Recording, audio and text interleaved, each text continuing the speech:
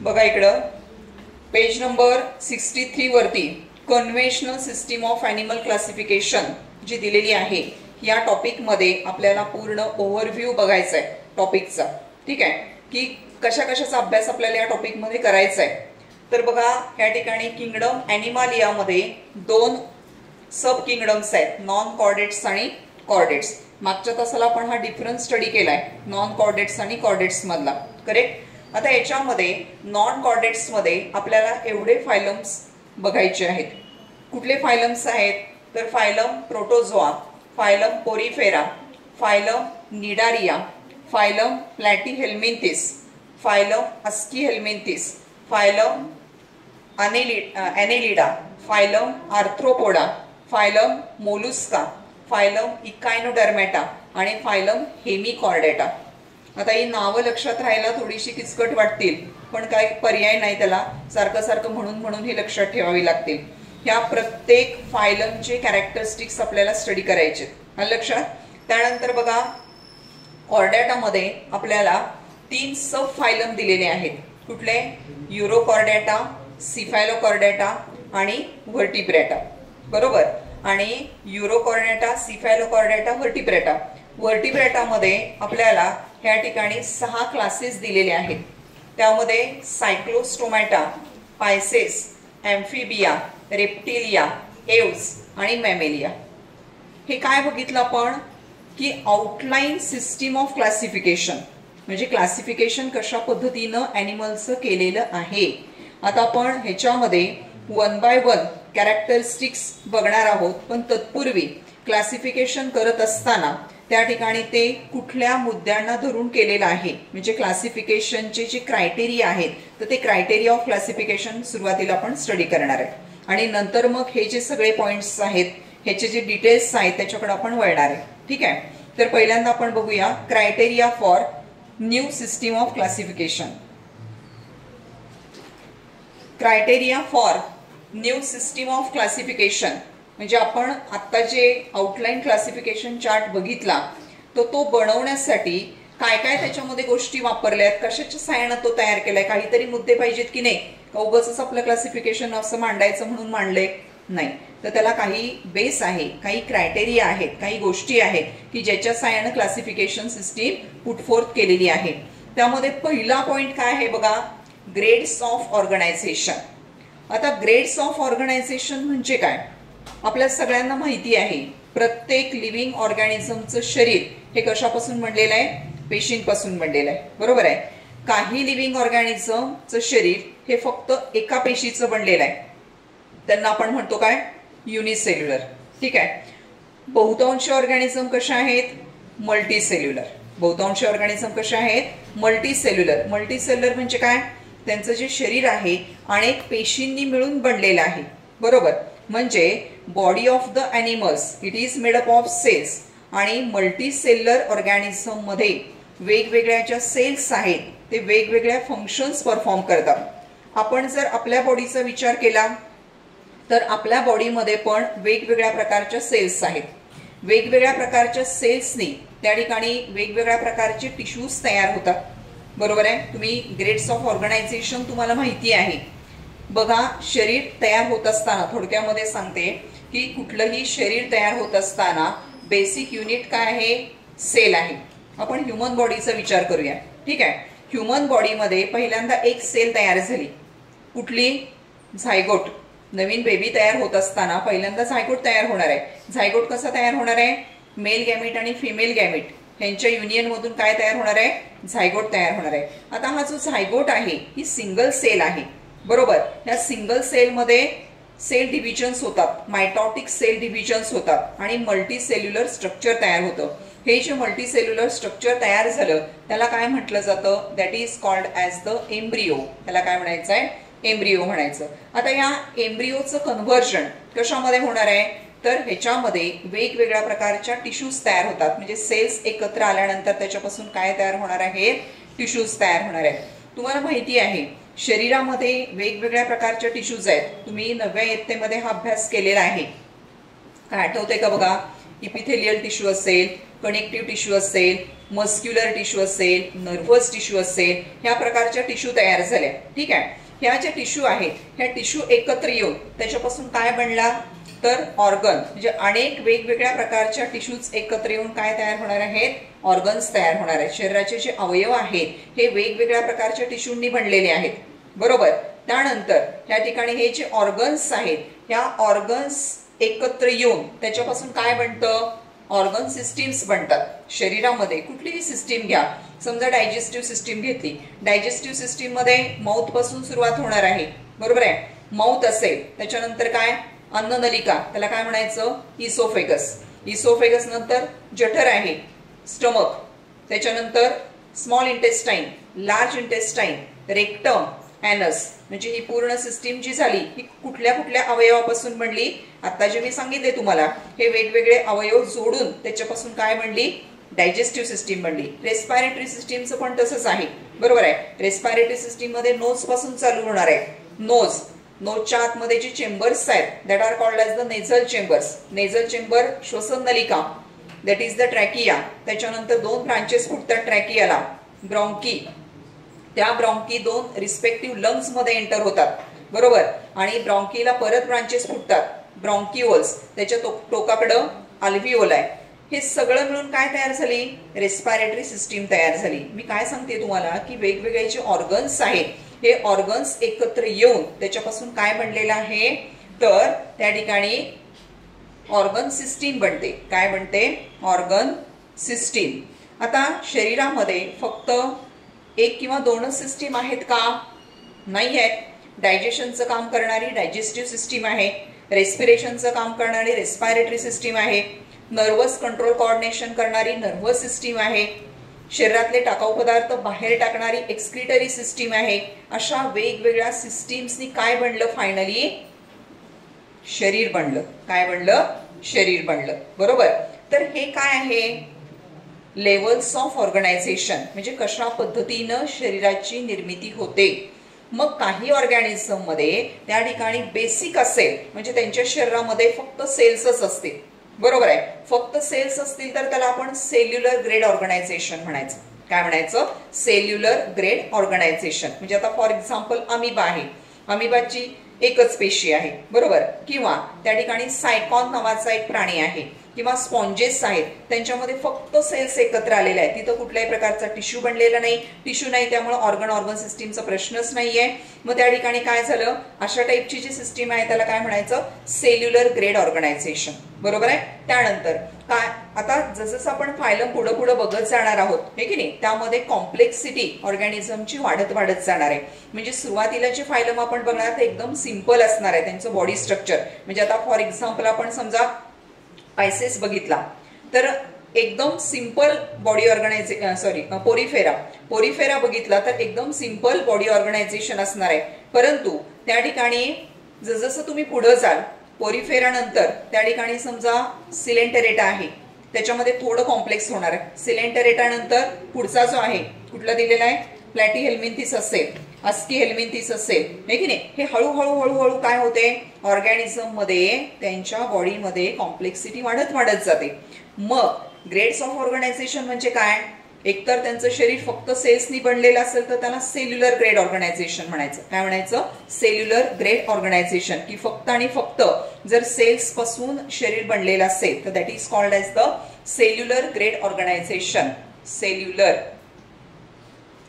Grade organization म्हणजे काय, body is made up of only cells. शरीर कशापासून बनलेलं असेल, फक्त सेल्स पासून बनलेलं असेल तर त्याला काय म्हणायचं आहे, सेल्युलर ग्रेड ऑफ ऑर्गनायझेशन. बरोबर. आता बघा ह्या ठिकाणी आपल्याला माहिती आहे सेल्स एकत्र आल्या. आता हे आपल्या बॉडीचं ऑर्गनायझेशन आहे. हे बघा सेल्स एकत्र आले की सेल्स एकत्र आल्यानंतर काय बनतो, टिश्यू, हे की नाही. म्हणजे उती तयार होते. सेलचा समूह त्याला काय म्हणतो आपण, टिश्यू म्हणतो. सेल्स एकत्र आले की काय तयार होणार आहे, टिश्यू तयार होणार आहे. म्हणजे या ठिकाणी काही ॲनिमल्स मध्ये सेल्स एकत्र येऊन त्याच्यापासून काय तयार होणार आहे, टिश्यू तयार होणार आहे. म्हणजे त्या ॲनिमलच्या बॉडीचं ऑर्गनायझेशन थोडंसं काय असणार आहे, सिंपल पेक्षा थोडंसं ऍडव्हान्स्ड असणार आहे, कॉम्प्लेक्स असणार आहे. मग अशा टाईपचं जे ऑर्गनायझेशन पॅटर्न आहे त्याला काय म्हणायचं? Cell tissue grade organization. काय म्हणायचं त्याला? Cell tissue grade organization. बघा, सेल्स एकत्र आल्या, ह्याच्यामध्ये काय आहे? फक्त सेल्सनी शरीर बनलेलं आहे की नाही. त्याच्यामध्ये कुठल्याही प्रकारे काय नाहीये? टिश्यू नाहीये. टिश्यू नाही तर ऑर्गन असायचा प्रश्न आहे का? नाही आहे. एखादा फायलमचं एक्झाम्पल सांगते. ह्याच्यामध्ये निडारिया नावाचा फायलम आहे किंवा पोरीफेरा नावाचा फायलम आहे. निडारिया, पोरीफेरा हे जे फायलम आहेत ह्याच्यामध्ये काय आहे? एकदम सिंपल टिश्यू ऑर्गनायझेशन आहे. ठीक आहे. आता ह्या ठिकाणी सेल्स एकत्र आले की त्याच्यापासून काय तयार होणार? टिश्यू. मग पुढचं ग्रेड ऑफ ऑर्गनायझेशन काय येणार आहे? तर सेल टिश्यू ग्रेड ऑर्गनायझेशन. एक मिनिट,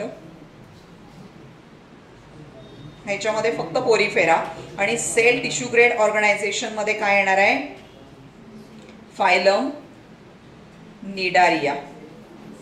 निडारियामध्ये हायड्रा, निडारियाला दुसरं नाव सिलेंटेरेटा असं देखील आहे. हायड्रा नावाचा जो प्राणी आहे तर तो ह्याच्यामध्ये येतो, त्याच्यामध्ये टिश्यूज तयार झालेले असतात.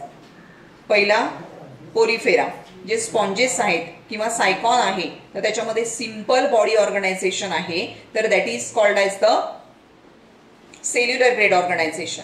सेल्स एकत्र आले की काय तयार होणार आहे? टिश्यू एकत्र होणार, म्हणजे cell tissue grade organization. Animals from the phylum Cnidaria.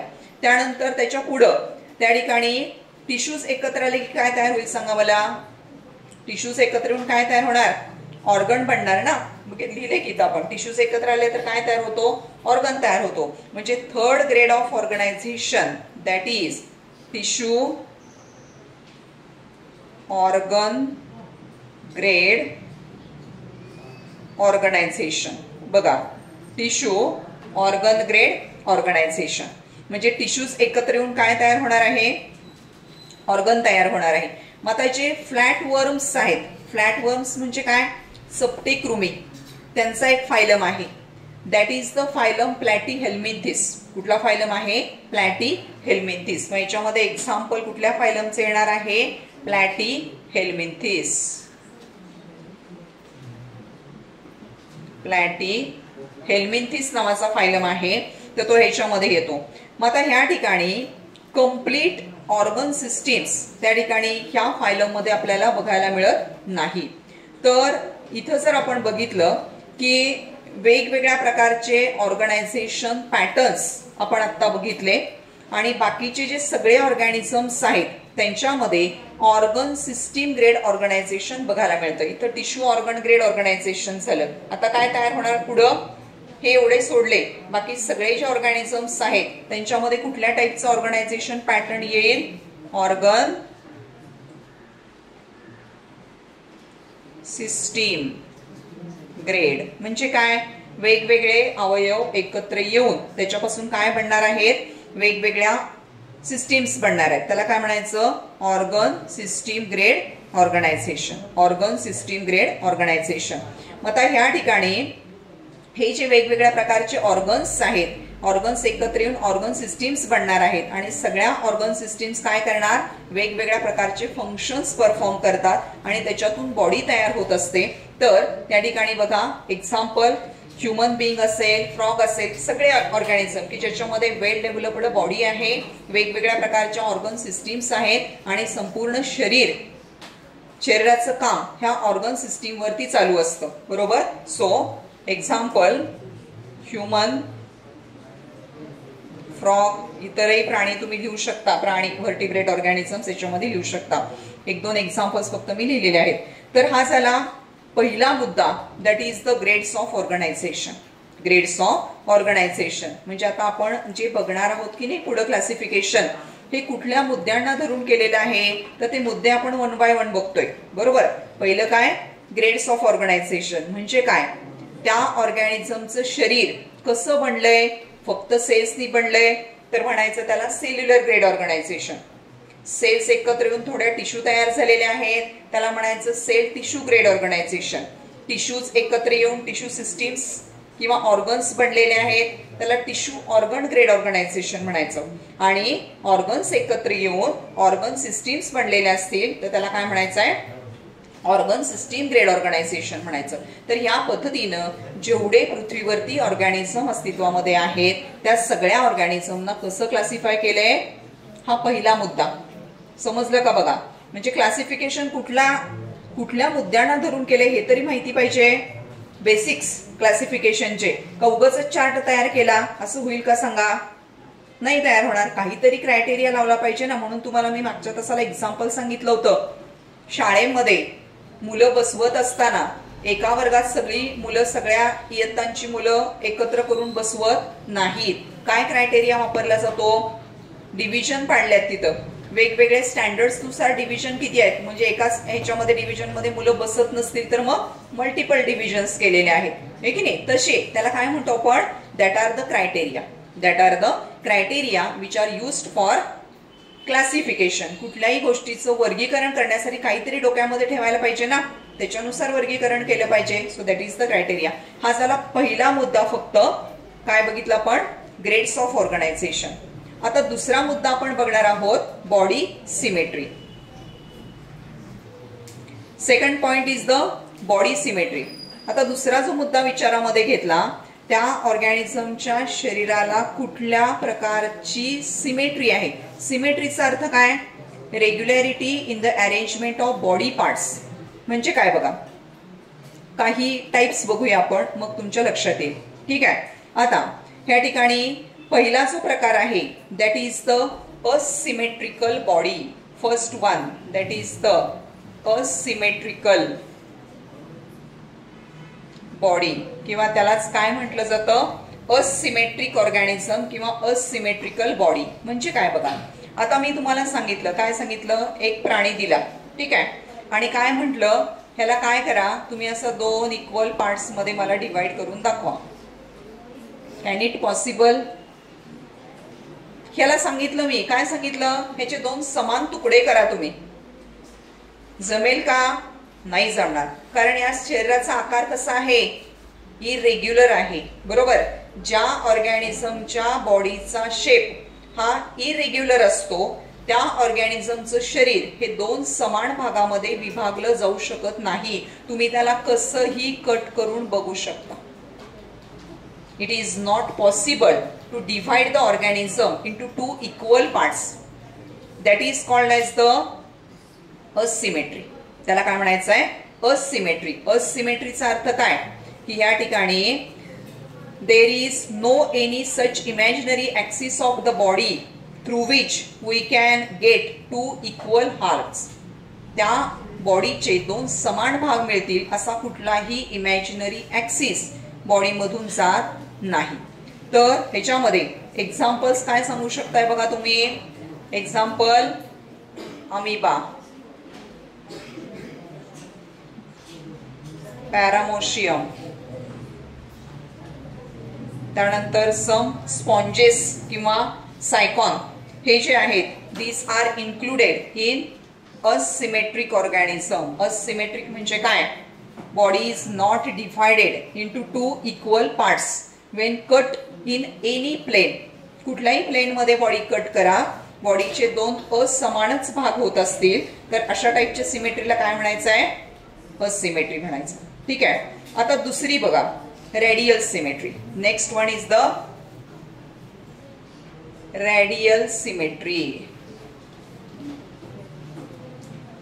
Radial symmetry. आता रेडियल सिमेट्री कशाला म्हणायचं बघा. तुम्हाला सगळ्यांना स्टारफिश माहिती आहे.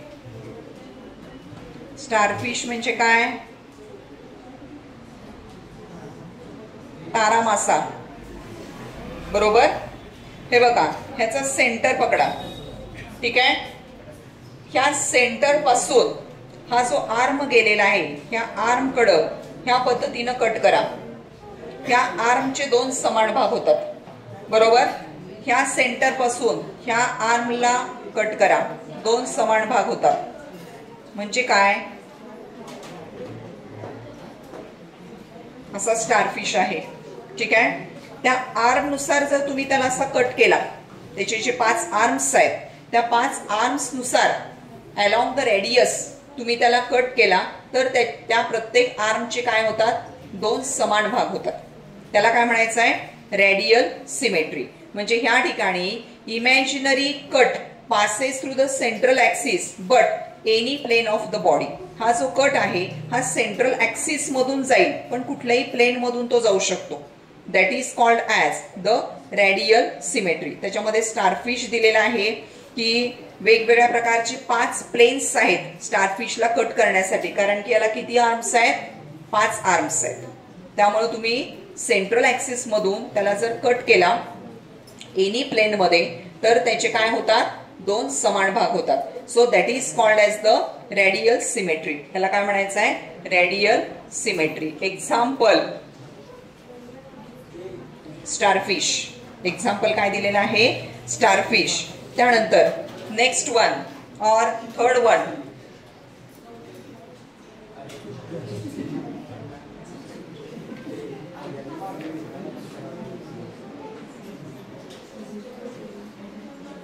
Bilateral symmetry. बघा इकडे सगळे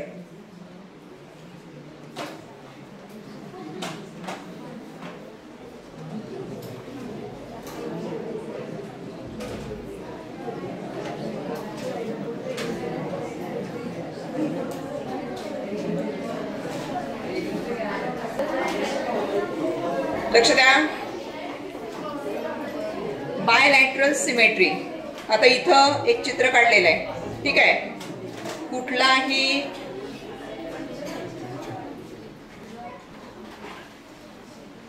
इथं एक व्हर्टिब्रेट ऑर्गॅनिझम आहे, कुठलाही एक ऑर्गॅनिझम घ्या, ठीक आहे.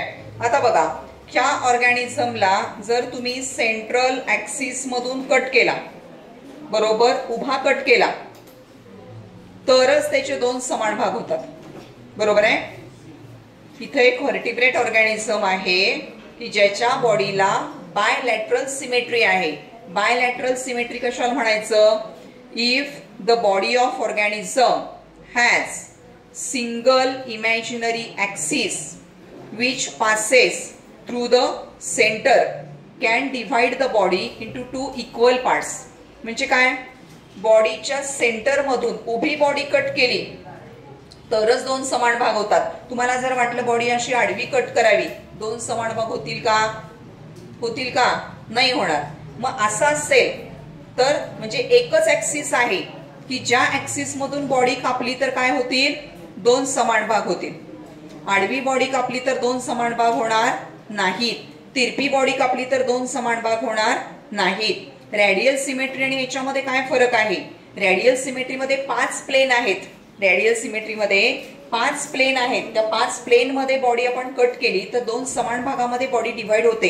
पण बायलॅटरल सिमेट्रीमध्ये फक्त आणि फक्त एकच प्लेन आहे, एकच ऍक्सिस आहे, तो म्हणजे कुठला, व्हर्टिकल ऍक्सिस. की व्हर्टिकल ऍक्सिस मधूनच बॉडी कट केली तर काय होतील, दोन समान भाग होतील, अन्यथा दोन समान भाग होणार नाहीत. अशा टाइपची जी सिमेट्री आहे that is called as the bilateral symmetry. याला काय म्हणायचं आहे, बायलॅटरल सिमेट्री. तर बघा क्लासिफिकेशन करत असताना हे सिमेट्रीचा एक पॉइंट विचारामध्ये घेतला. म्हणजे सेकंड पॉइंट काय आहे, बॉडी सिमेट्री. बॉडी सिमेट्रीचे किती प्रकार दिलेले आहेत इथं, asymmetry, radial symmetry, bilateral symmetry, असे 3 प्रकार दिलेले आहेत. परत एकदा बघा, असिमेट्रिकल बॉडी कशाला म्हणायचं, body is not divided into 2 equal parts when cut in any plane. कुठल्याही प्लेन मध्ये बॉडी कट केली तर दोन समान भागामध्ये विभागली जाणार नाही, त्याला काय म्हणायचं, asymmetry. Wien the body is cut radially along the radius, it is divided into 2 equal parts, that is called as the radial symmetry. And when the body is cut vertically in the single plane, it is divided into 2 equal parts, that is called as the bilateral symmetry. Asymmetrical म्हणजे बॉडीचे दोन समान भाग तुम्ही कितीही प्रयत्न केला तरी होणार नाहीत. एक्झाम्पल्स काय दिलेले आहेत, अमीबा असेल, पॅरामोशियम असेल, स्पॉन्जेस असतील, दॅट इज असिमेट्री. दुसरं रेडियल सिमेट्री, त्याच्यामध्ये स्टारफिश आहे.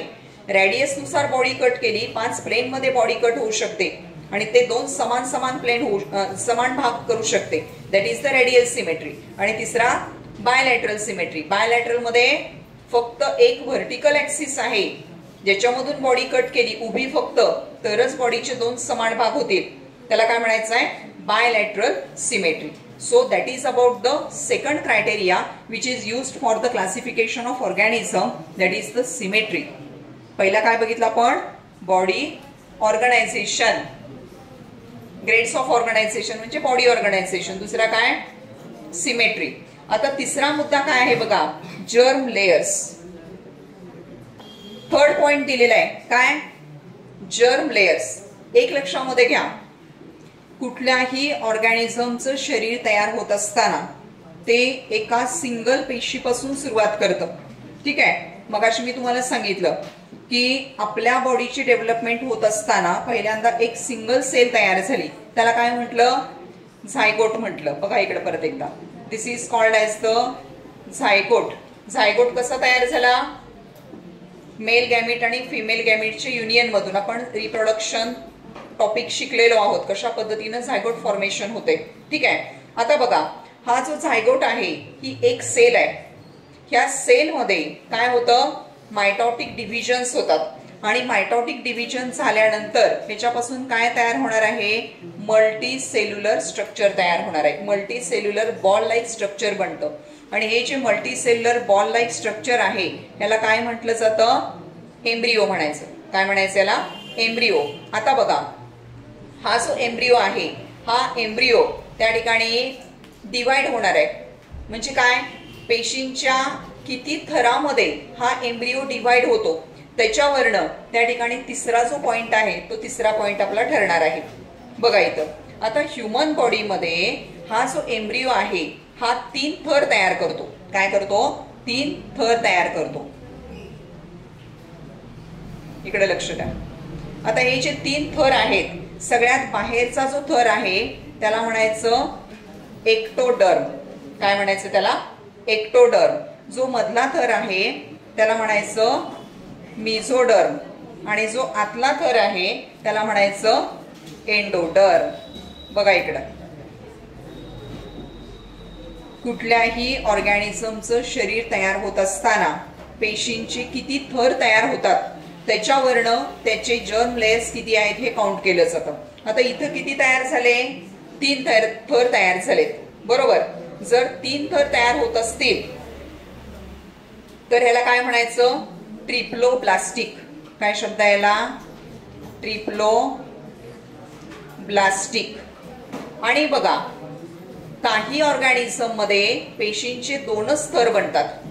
काही आता हायड्रा असेल, हायड्रामध्ये फक्त 2च थर बनतात. एक म्हणजे एक्टोडर्म आणि दुसरा एंडोडर्म. एक्टोडर्म आणि एंडोडर्म 2च थर बनत असतील तर त्याला म्हणायचं काय, डिप्लोब्लास्टिक. काय शब्द आहे, डिप्लोब्लास्टिक. डिप्लोचा अर्थ काय, 2. ट्रिप्लोचा अर्थ काय, 3. इथं का म्हटलं ट्रिप्लो, 3 थर बनले म्हणून ट्रिप्लो, बरोबर. आणि 2 थर असतील तर काय म्हणायचं विक्रांत, लक्ष द्या इकडं, काय म्हणायचं, डिप्लोब्लास्टिक. ट्रिप्लोब्लास्टिक आणि डिप्लोब्लास्टिक. इकडे बघा, आता ट्रिप्लोब्लास्टिक जे 3 थर तयार झालेत पेशींचे, प्रत्येक थरापासून वेगवेगळे अवयव बनतात.